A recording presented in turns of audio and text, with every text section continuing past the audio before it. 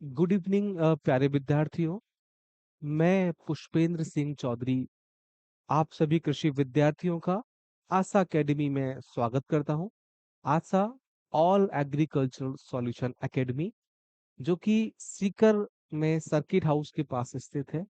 ठीक है प्यारे विद्यार्थियों, आज का टॉपिक है हमारा प्रिजर्वेशन, यानी कि संरक्षण, यानी कि preservation of fruits and vegetables, यानी कि फल और सब्जियों का संरक्षण। आइए स्टार्ट करते हैं आज का topic. Okay,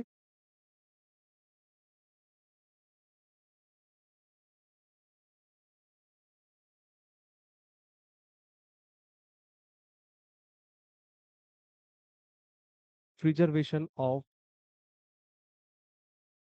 fruits and vegetables, right, this is our main topic. इस टॉपिक से संबंधित कई सारे प्रश्न आपके विभिन्न कृषि प्रतियोगी परीक्षाओं में पूछे गए हैं। तो इस टॉपिक को आप ध्यान से पढ़ें। कोई डाउट या कोई संशय हो तो आप कमेंट्स में पूछ सकते हैं, right. So fruits and vegetables, you know, fruits and vegetables are important for health. They are important for health. Why they are important? Because they are the rich source of nutrients and vitamins. Okay, because it consists of vitamin and nutrients. Okay, right. But fruits and vegetables, they get spoiled very quickly.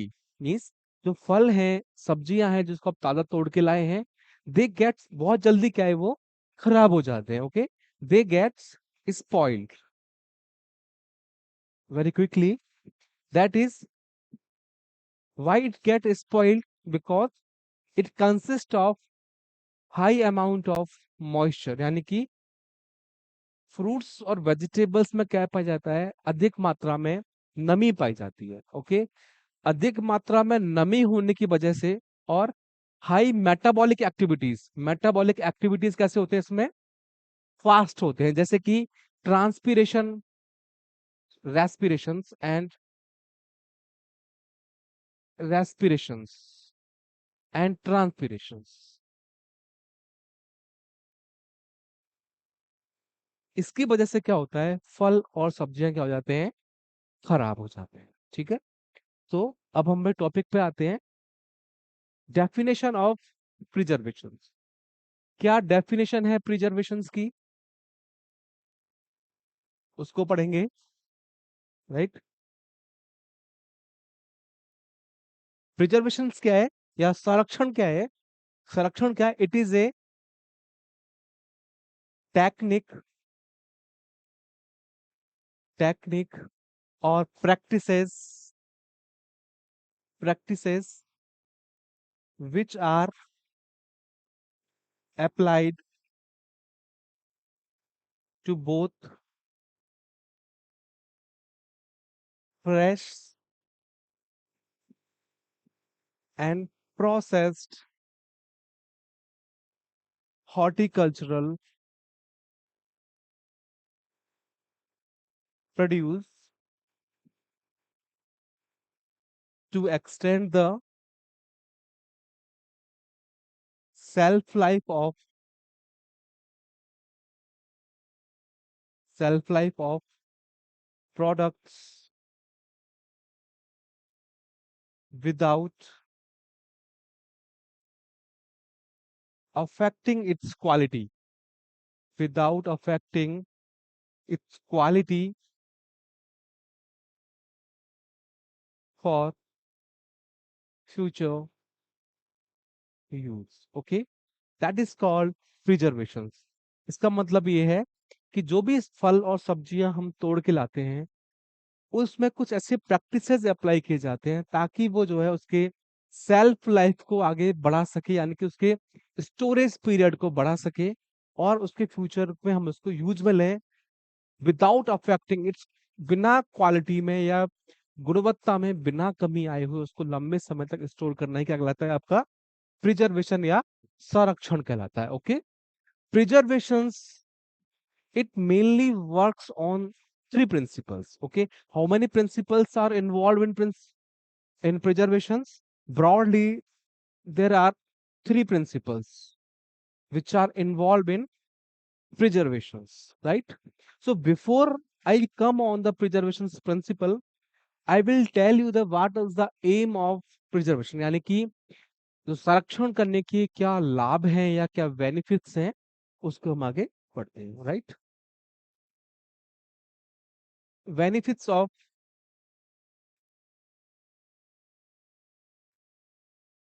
Preservation.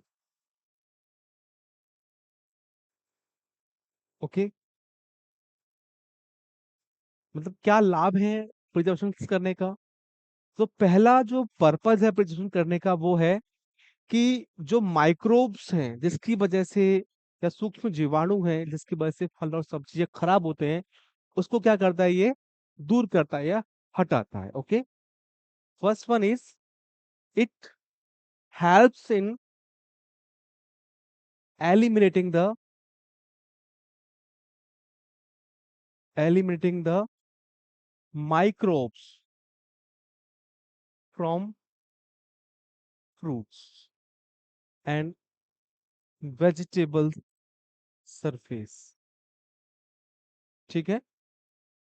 Second benefits क्या होगा preservation का? Second main benefit है it increase the storage स्टोरेबिलिटी, या it enhance the self life. Okay, it enhance the self life of produce. Okay. तीसरा क्या benefit होगा इसका? यदि हमने उसको प्रिजर्व कर लिया या स्टोर कर लिया तो उसकी अवेलेबिलिटी क्या होगी? इंक्रीज होगी.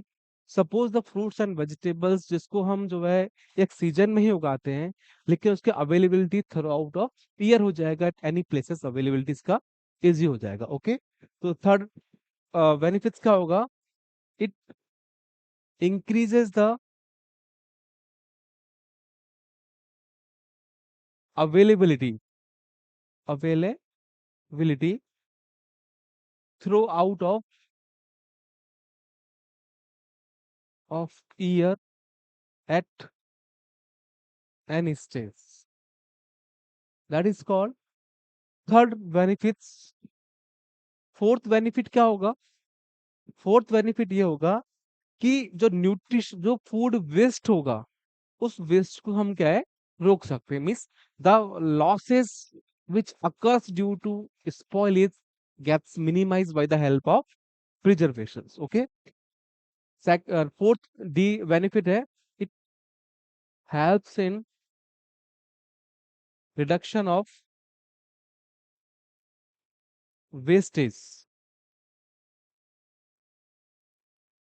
ओके. नेक्स्ट बेनिफिट क्या है इसका? नेक्स्ट बेनिफिट है इसका कि it increases the nutritional availability.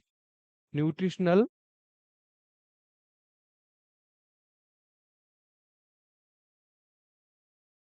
Availability. Okay. Next,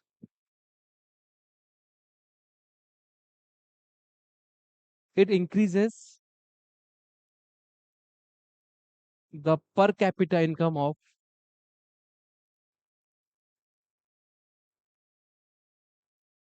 of farmer.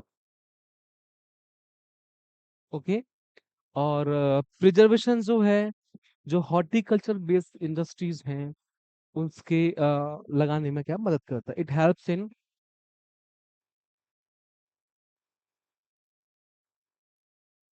Availability of raw material for agro based industries. Agro based industries. Okay. मतलब जो भी इंडस्ट्रीज हैं एग्रीकल्चर पे आधारित हैं, उनके लिए रॉ मटेरियल क्या होगा? Through out of year available हो जाएगा. और वो अच्छे प्रोडक्शन के साथ थ्रू आउट ऑफ ईयर वो क्या है वो रन कर सकते हैं. So it means these are the benefits of preservation. Okay, आगे बात करते हैं कि principles of preservation. Principle of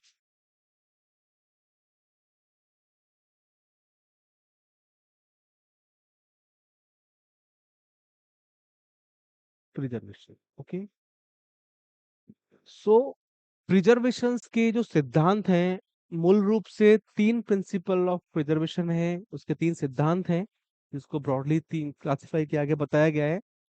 तो पहला जो प्रिंसिपल है वो है आपका प्रिवेंशन. प्रिवेंशन और delay of microbial decomposition. Microbial decomposition. Second principle है प्रिवेंशन और delay of self decomposition. Okay, और थर्ड प्रिंसिपल है प्रिवेंशन ऑफ प्रिवेंशन और delay of pest and insect damage. Right? So these three are the main principles. Right? If we use these principles, it can definitely enhance the storageability of fresh products. Okay, so we will read each and every principles one by one in details. Right? So our first principle is, what is our first principle? The first principle was, yeah, first principle is preservation, prevention of microbial decompositions. Microbial decompositions. Right? तो इसके अंदर कौन कौन से ऐसे points आएंगे जो कि माइक्रोब्स को के द्वारा जो खराब होता है भोजन, उससे खराब होने से हम बचा सकते हैं. ठीक है, so first is asepsis. Okay, second one is filtration.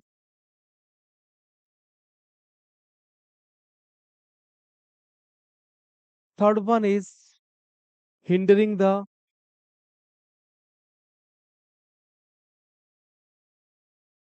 growth of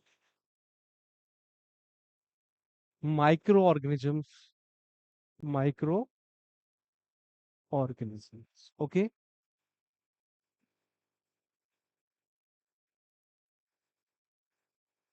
and then low temperature. Right? So these are the main points which comes under the mic prevention of microbial decomposition. Right? So we will move towards each and every points. So first one is asepsis. So what is asepsis?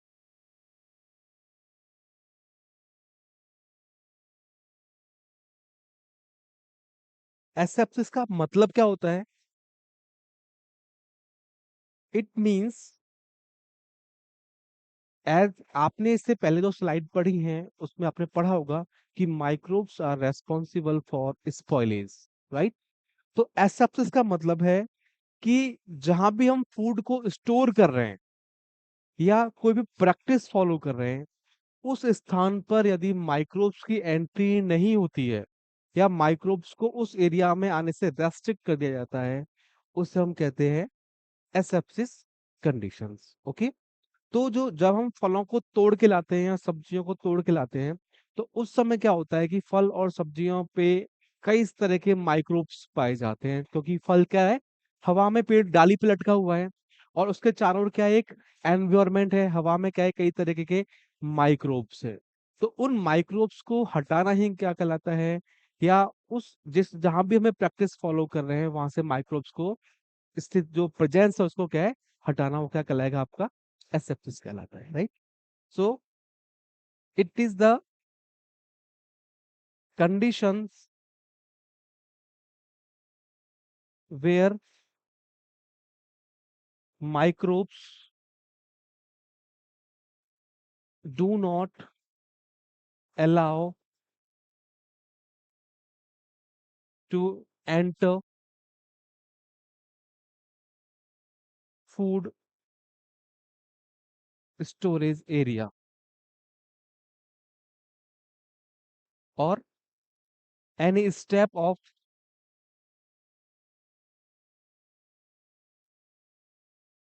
food storage। ठीक है, मतलब कि ऐसा condition जहां पे हम microbes के entry को अलाउ नहीं करते या माइक्रोब्स की एंट्री को क्या है, रोक देते हैं, उसे हम कहते हैं एसेप्सिस, राइट। यदि मैं सिंपल तौर पे इसको समझाऊं तो एसेप्सिस क्या होगा, keeping the food free from micro organisms, micro organism is called asepsis, okay, right. तो ये एसेप्सिस कैसे अचीव किया जाता है, while washing washing wiping sorry washing wiping grading and processing time. We have to maintain the general cleanliness. We have to maintain the general cleanliness. Okay. And we can achieve the asepsis। Okay.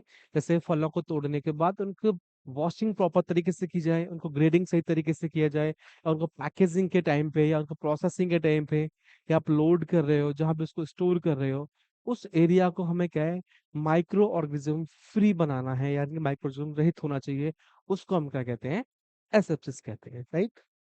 Second जो step है या second जो point था आपका, वो था आपका filtration.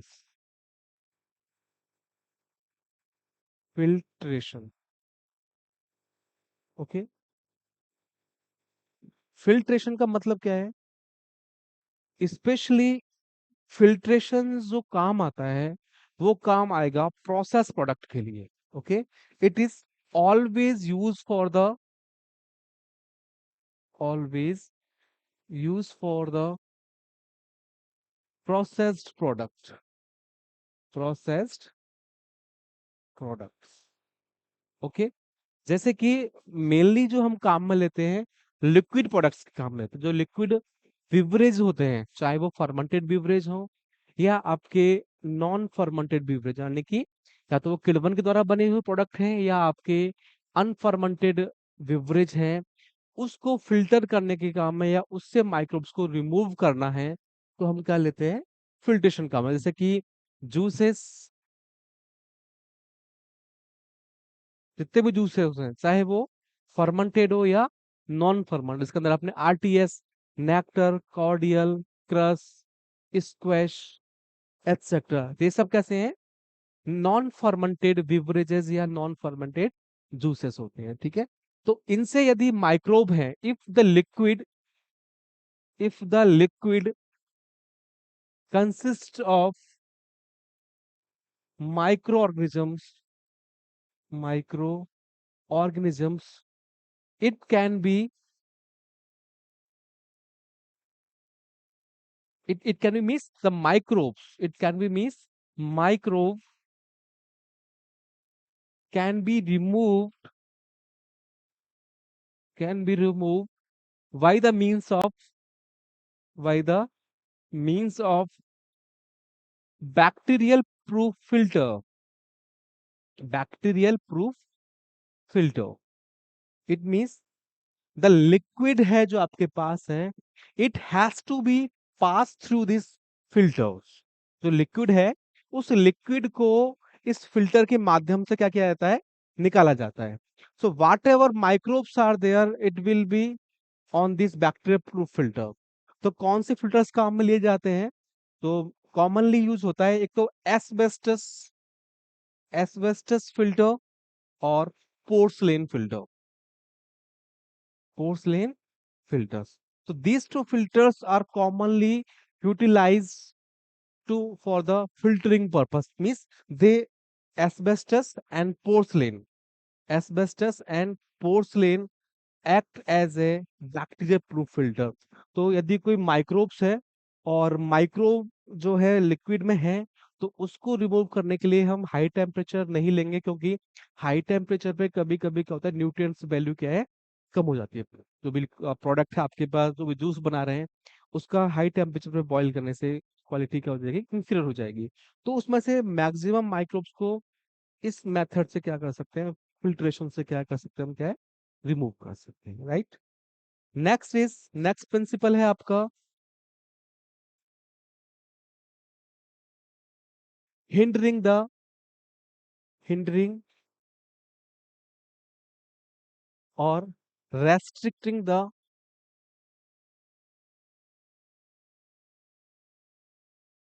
Growth of micro organism.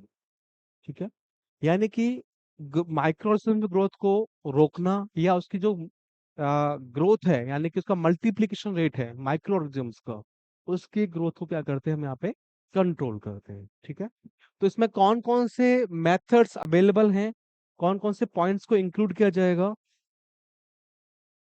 First one is chemicals, chemicals we can utilize here, right? Next one is low temperature, that can also be utilized here. Chemicals and low temperature, and drying and dehydration, drying and dehydration. Okay, these are the methods. They do not kill the microorganisms. ये जितने भी आपने पढ़े हैं यहाँ पे, chemicals, low temperature, drawing and dehydration, ये क्या करते हैं, ये बैक्टीरिया को या किसी माइक्रोब्स को किल नहीं करते, यानी कि उसको मारते नहीं है, उसकी ग्रोथ को क्या करते हैं, कंट्रोल करते हैं, रेस्ट्रिक्ट कर देते हैं, क्योंकि वो उसके लिए फेवरेबल कंडीशन अवेलेबल नहीं होता, राइट। तो वन बाय वन इसके बारे में अध्ययन करते हैं। First, drawing and dehydration.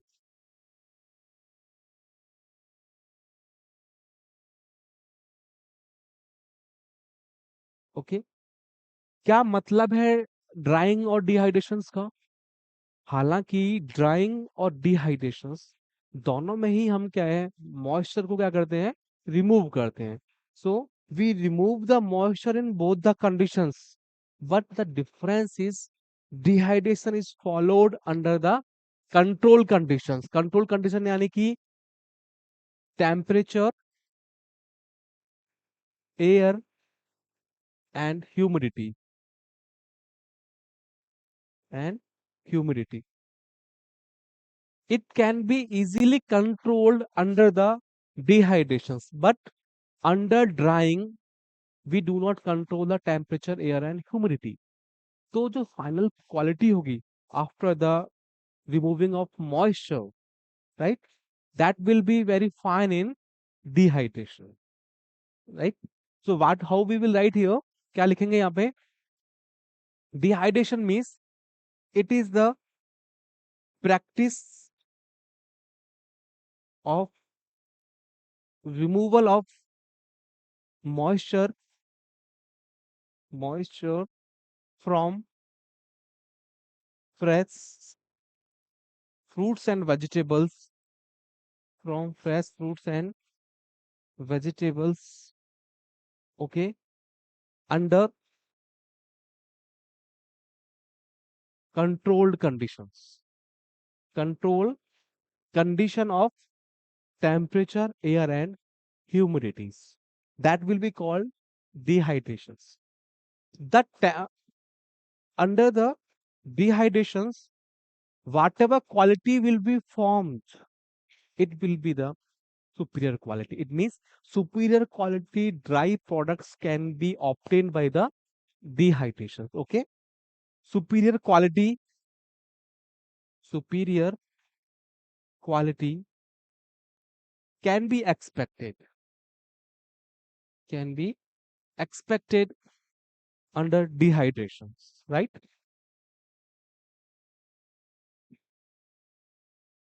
So dehydration is obtained by the various dryers are available. Okay, the dryers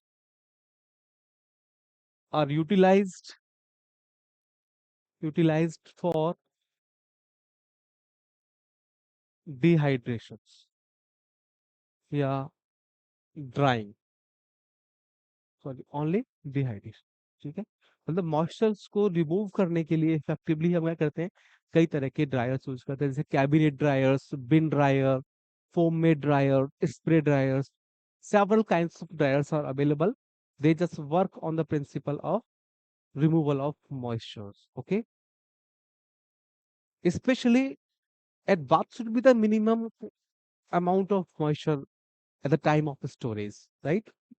If we are using the vegetables, the minimum amount of moisture present in fruits at the time of storage is, especially in vegetables, 8 to 10%, right? मतलब जैसे आपने किसी सब्जी को सुखाया, dry कर रहे हो, तो उसमें फाइनल मॉइस्चर कितना रहना चाहिए? 8 to 10% at the time of storage. If this moisture is higher than this limits, then the quality may be spoiled. Okay, and the fruits के अंदर जो है 11 to 20% moisture at the time of storage, right? And what should be the temperature? What about the temperature?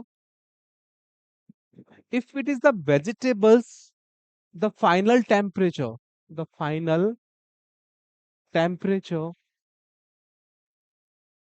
it should be around 61 to 66 degree centigrade. यानी कि जब हम किसी भी वेजिटेबल्स का ड्राई करते हैं, तो मैक्सिमम टेम्परेचर जो जाना चाहिए 61 टू 66 डिग्री सेंटीग्रेड, और फ्रूट्स के लिए जाएगा 66 to 71 degree centigrade for the food.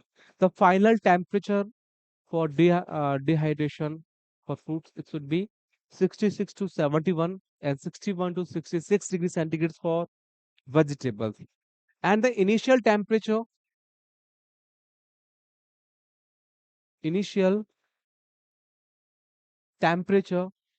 it should be 43 degrees centigrade. Okay, so this is the important point in drying and dehydration is this temperature and storage moisture. Okay, the storage moisture, it should be 8 to 10% in case of vegetables, and in case of fruits it should be 11 to 20% moisture at the time of storage.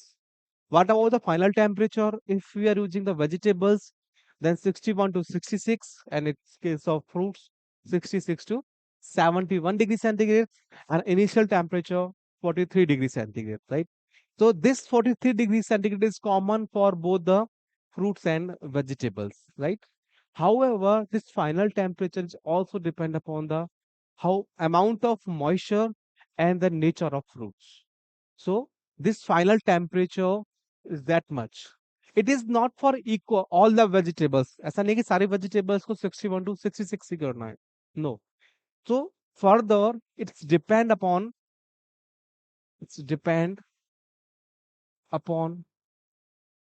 amount of moisture present in fresh fruits and vegetables, fresh fruits and vegetables, and second is nature or delicacy of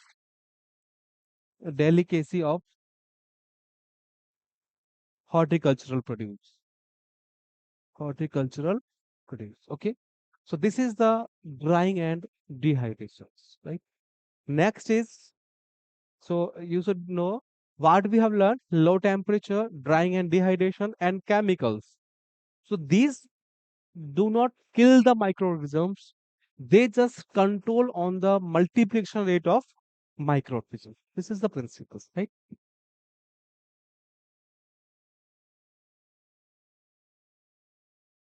Next, low temperature.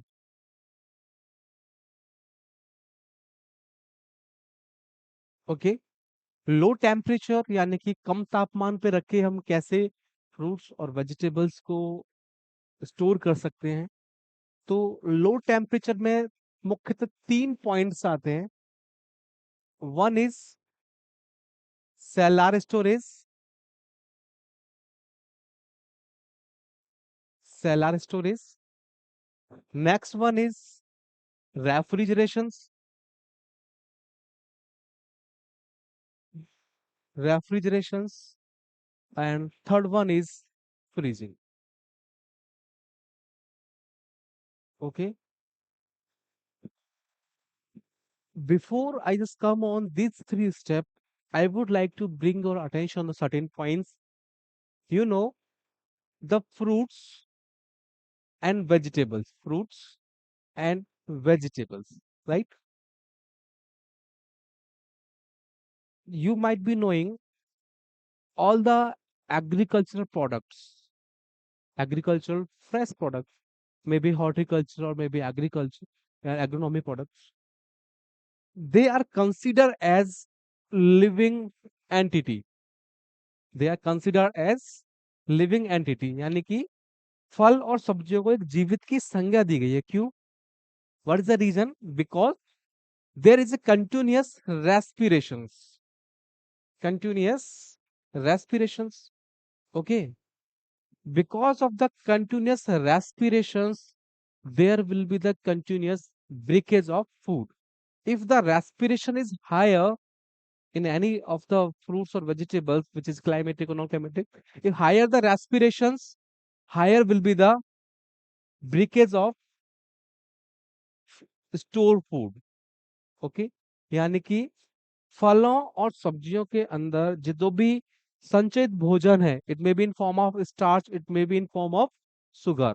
Okay, either in starch form और sugar form. Okay, respiration जितना ज्यादा होगा, food उतना जल्दी क्या है, break down होगा, right?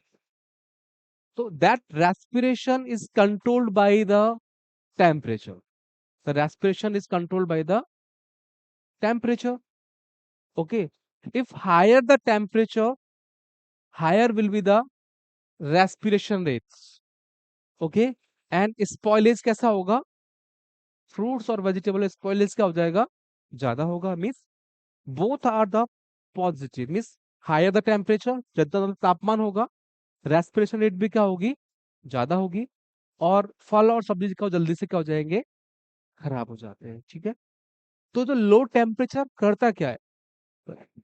The low temperature, it's mainly control on respiration rates, यानी कि लो टेम्परेचर जो है रेस्पिरेशन रेट को क्या करता है? कंट्रोल करेगा, right? The respiration rate under the control temperature or low temperature, it reduces the respiration rates. If the respiration rate is reduced, it means temperature, respiration rate is reduced, it means temperature is also reduced, it all means it is in control. It means spoilage is reduced or shelf life is increased, right? So that is the principle of low temperature. यदि आपसे पूछा जाए low temperature का main principal क्या है food को store करने का? Because of the low temperature, the respiration is reduced up to a certain point, a certain context, and then it will help to increase the shelf life, right? So ये चीज आपको पता होना चाहिए। अब हम स्टार्ट करते हैं मेन पॉइंट्स पे, right.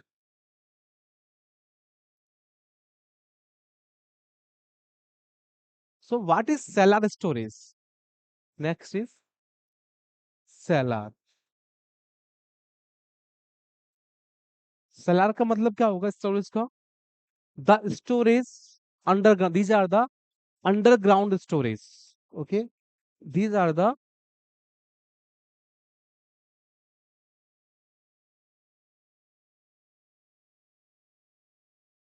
underground storage. Okay, in case of cellar storage, we just store the fresh fruits and vegetables. यानी कि यहाँ जो है ताजा फल और सब्जियों का क्या रहता है, स्टोरेज किया जाता है। ठीक है, अंडरग्राउंड स्ट्रक्चर्स बने होते हैं।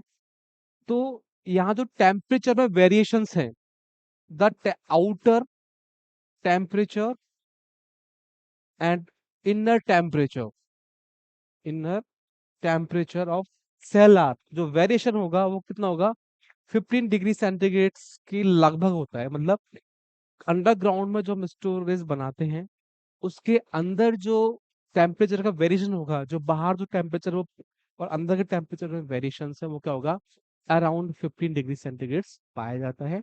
जिसकी वजह से क्या होगा, फल और सब्जियों को एक थोड़े समय तक क्या है, हम क्या है, स्टोर कर सकते हैं। Next is refrigeration.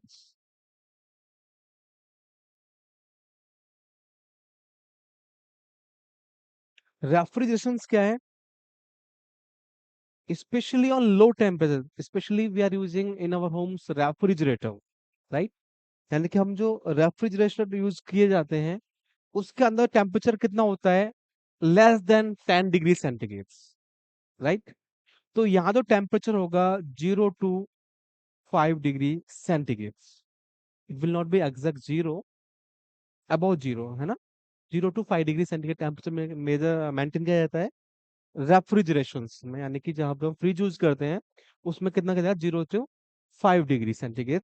और because principle is same, what principle we learn earlier, the lower the temperature, lower will be the respiration rate, lower will be the breakage of food, and it hence the shelf life gets increased, right? Next is freezing. Next point is freezing.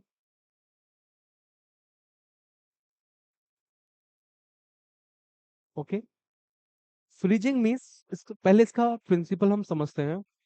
तो freezing में क्या होगा, specially in case of freezing, there fruits consist of, fruits और vegetables, दो तरह का moisture इसमें पाया जाता है।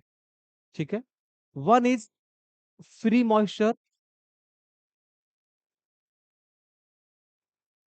Another one is bound moisture, right. There are two kind of moisture which are present in fruits and vegetables, right. तो कौन कौन से मॉइस्चर है, one is free, another one is bound moisture. Free moisture का मतलब क्या है, free moisture means this moisture is required for the growth of microorganisms. Okay, यानी कि जो हम ड्राइंग के द्वारा जो मॉइस्चर रिमूव किया जाता है वो कौन सा होता है, फ्री मॉइस्चर होता है, फ्री वाटर है जो कि फ्रूट्स के अंदर प्रेजेंट है। बाउंड मॉइस्चर क्या होगा, it is present in chemical form, यानी कि chemical form.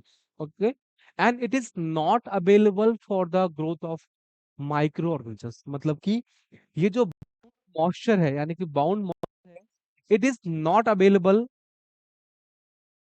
For microbial growth, it is not available for microbial growth, okay, because it is bound। इसको हम समझ सकते हैं कि H2O, water, or we can say the moisture, right, hydrogen and oxygen, they are combining here and they're forming the water molecules. But carbohydrates, sugar, protein, fat, etc., having the carbon and hydrogen. For an example, C6H12O6. We can say it is simple carbohydrates. Okay, but it is having hydrogen and oxygen. Means the H2O is available, but it is in chemical form. That is called bound moisture, right? Right so what I mean to say this story, ये मैंने कहानी क्यों बताई, क्योंकि freezing के through क्या करते हैं, जो फ्री मॉइस्चर है, whatever free moisture is available inside the fruits और वेजिटेबल्स और any process product gets freeze. Okay, यानी कि जो भी पानी अवेलेबल है, चाहे वो प्रोसेस या कोई भी फ्रेश, उसके अंदर जितना भी फ्री वाटर है वो किस में कन्वर्ट हो जाता है, आइस में कन्वर्ट हो जाता है. ठीक है, and that ice do not allow the growth of microorganisms, right? That is the principle. तो यहाँ फ्रीजिंग में टेम्परेचर कितना रखा जाएगा, -18 to -40 degree centigrade. Okay, this is the temperature in freezing. कितना, -18 टू -40 डिग्री सेंटीग्रेड. और ये इसमें इंपोर्टेंट है कि what is the temperature which is maintain during the freezing, -18 to -40, right. So this, ये जो फ्रीजिंग है, इसको हम कहते हैं most harmless method of preservation. Most harmless methods of